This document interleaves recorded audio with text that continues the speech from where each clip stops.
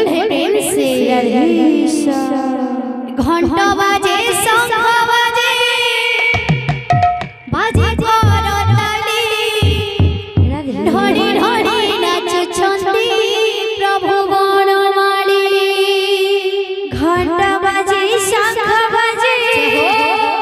बाजे करताली राधे राधे ढाले ढाले नाचुछंती प्रभु बनमाली घंटा बाजे शंख बाजे बाजे करताली ढड़ी ढड़ी नाचुछंती प्रभु बनमाली घंटा बाजे शंख बाजे राधे राधे प्रभु बनमाली बाजे शंख बाजे बाजे करताली ढाले ढाले नाचुछंती प्रभु बनमाली दादा कर मन नाच मन कर हरि सब शरीर पिता तो तक बंशीधारी घंटा बाजे शंख बाजे बाजे करताली ढाले ढाले नाचुछंती प्रभु बनमाली बाजे शंख बाजे बाजे करताली ढाले ढाले नाचुछंती प्रभु बनमाली ग्रामर मंगल रहे नारायण सदावेले संकटे कमल घंटा बाजे शंख बाजे बाजे करताली ढाले ढाले नाचुछंती प्रभु बनमाली घंटा बाजे शंख बाजे बाजे करताली ढाले ढाले नाचुछंती प्रभु बनमाली मागो माउसी मारे करू अछि अली आनंदरे कबारे दियो होडो होडे घंटा बाजे शंख बाजे बाजे करताली ढाले ढाले नाचुछंती प्रभु बनमाली घंटा बाजे शंख बाजे बाजे करताली ढाले ढाले नाचुछंती प्रभु बनमाली दादा भाई मन डुबी करू अछि अली हरि बोल संसरे दियो करताली घंटा बाजे शंख बाजे ढाले ढाले नाचुछंती प्रभु बनमाली घंटा बाजे शंख बाजे बाजे करताली ढाले ढाले नाचुछंती प्रभु बनमाली बोले कोली कोली सुसमान कर नमस्कार पर पुनः हले हले कवार हरि बोल श्री चैतन्य महाप्रभु दुखनी सुख दियंत बड़ा नंदे कवार हरि बोल हरि कवार हरि बोल ए राम नाम सरोरे कृष्ण नाम सर कृष्ण नाम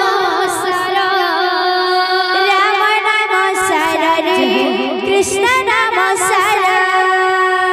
राम नाम सरोरे कृष्ण नाम सर राम नाम सररे कृष्ण नाम सर ए दुनिया सरोरे दुनिया सर दुनिया सररे